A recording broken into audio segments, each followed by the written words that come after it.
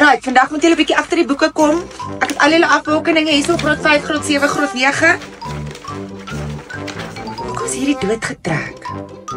Julle, my kind sê hulle hoef nie die periodieke tabel te ken vir NB nie, maar dit staan op die afbeeldinge. Is dit waar? Het iemand anders dit ook gehoor? My seun is in die bed vir die afgelope week. Het julle gehoor die gevreesde knakolitis doen weer die rondes? Ag, julle my Johannetjie ken ons in elk geval alles uit op kop uit.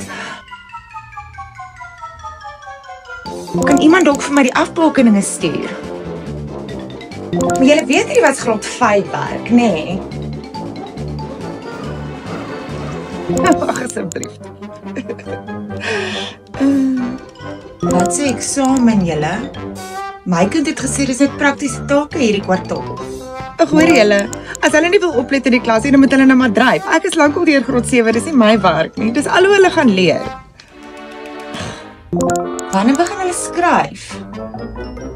Ag nee, wat ouens, ons het Summaries SA ontdek. Hulle het opsommings, vraestelle en werkkaarte.